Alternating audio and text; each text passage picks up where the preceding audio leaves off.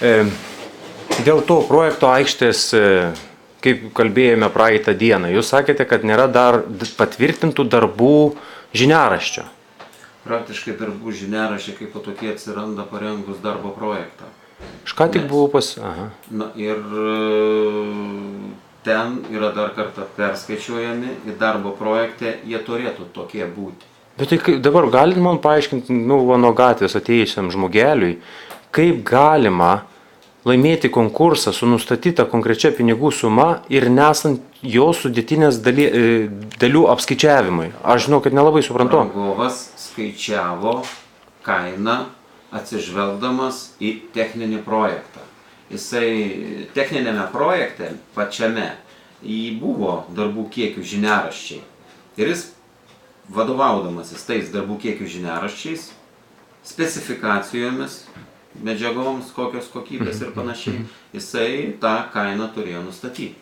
Tai dabar kur galiu surasti arba patvirtinimą arba paneigimą, kad vieno medžio išrovimas iš tikrųjų kainuoja 600 eurų, ką Gediminas Lipnevičius pasakė per trišalę tarybą?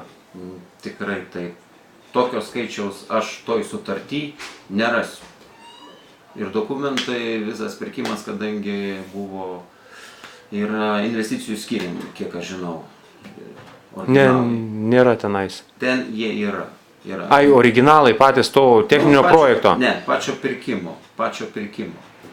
O pats projektas, jisai buvo patalpintas ir jis dabar yra viešųjų pirkimų portale, jį galima atsiversti. Bet nėra įkainio. Projektas ir kas, kad jis yra. Tai vat ir yra čia ta keistenybė tos sutarties, kuri vadinama bendros kainos.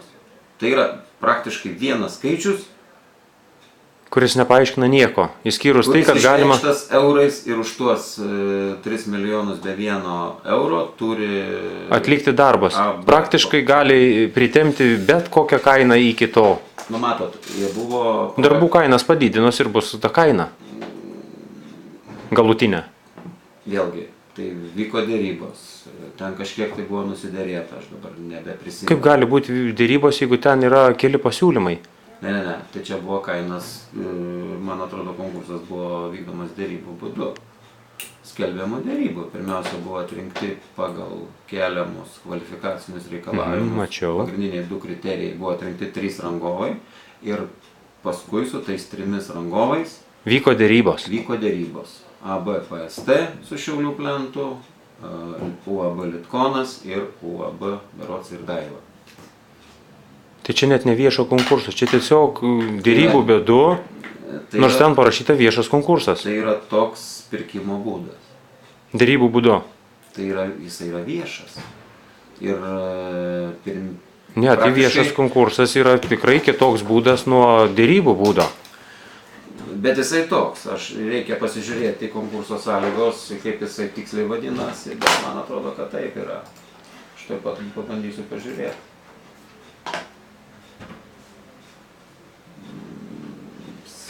Sąlygos. Supaprastintų skelbiamų dėrybų sąlygos. Supaprastintos skelbiamos dėrybos, kur konkursas susideda iš 2 etapų. Pirmame etape atrenkami pagal kriterijus 3 rangovai, ne mažiau kaip 3, nes jų buvo ten daugiau tikrai. O paskui su tais 3 yra deramas. Ir ateina čia dabar Panevėžys. Ateina, tik patikslinsiu, tai yra Panevėžio, taip. Panevėžio statybos trestas su jungtinėje veikloje su UAB Šiaulių plentu. Aš kiek suprantu, Šiaulių plentas bus atsakingas už susisiekimo dalį, tai yra Gedimino... Nors ten parašyta tik 5% partnerio dalies. Nors pagal tą sumas jūs kur išvardino, tai ant pusės. Tai yra ant pusės, praktiškai. Dar reiktų susiskaičiuoti... Tai gal skaičiuką 0 pamiršo vėl? Čia, sakykime, tai yra jų tarpusavio susitarimas. Bet jūs vis tiek turėsit prižiūrėti juos. Kad jūs tarpusavio susitarimas nepakenktų... Šitą dalyką yra labai sunku sužiūrėti. Kai ateina, sakykime, jungtinėje veikloje, tai ne tik tai 2, 3, bet kartais būna ir daugiau tų rangovų. Arba subrangovų. Bet čia vis tiek rangovų tenka atsakomybė. Po to netgi tų subrangovų atsiranda subrangovai ir taip toliau. Bet šita tokia praktika Lietuvoje statybos sektoriui jinai yra labai plačiai paplitus. Ir suvaldyti šitą situaciją praktiškai yra neįmanoma. Bet atsakomybė vis tiek tenka sutarties dalyviui. Besąlygiškai atsakomybė tenka pasirašiusiems sutartį, nes jisai galų gale ir draudžia šitą objektą, ir civilinę atsakomybę draudžia, ir pačią sutartį draudžia. Čia privalomas dalykas. Taip, privalomas. Kokio dydžio draudimas yra, jeigu žinot? Draudimas, man atrodo, yra kaip taisyklė 10% Nuo sumos. kainos. Jo, be PVM. Kaip taisyklė yra. Pasiūlymo draudimas būna ten. Tai kada statybos darbai prasideda?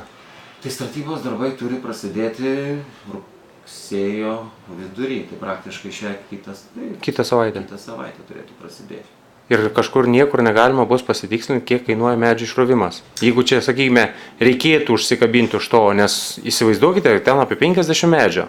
Padauginame iš 600, gaunam 30 000.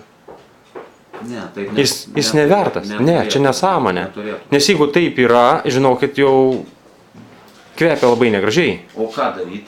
Čia Kaip ką daryt? O lygiai taip pat, pons Mariau, kaip ir su tais šaukštais. O ką daryti?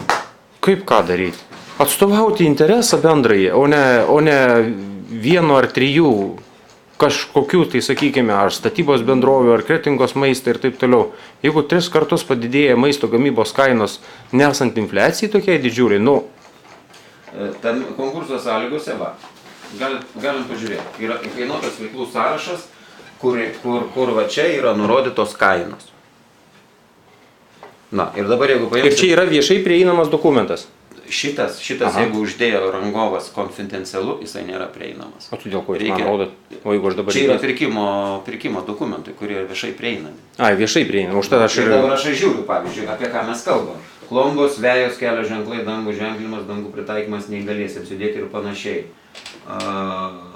Paruošiamieji žemės darbai. Tai va čia, sakykime, šitoje eilutėje Galėtų būti. tai ir yra. Pagal faktą. Taip, tai ir yra visi paruošiamieji aikštės darbai. Tai reiškia išardymas, nukelimas, medžių kirtimas, medžių... Paviršinio grunto nukasimas ir taip toliau. Taip, tai čia būtų, aš manau, turėtų būti toj eilutė.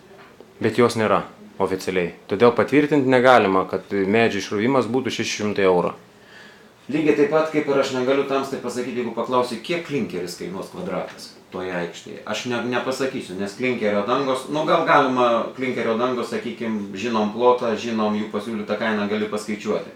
Bet vėlgi, kad tas klinkerio dangas paruošti ar ne, tai ir žemės darbai, ir sluoksniai, ir gruntai, ir visa kita. Ir papildomi, sakykime, durpės, bus reikalinga vėl... Taip, jeigu rasis tokios, tai teisingai. O mes sėdime Radviliškyje būtent ant durpyno, kaip mes žinome.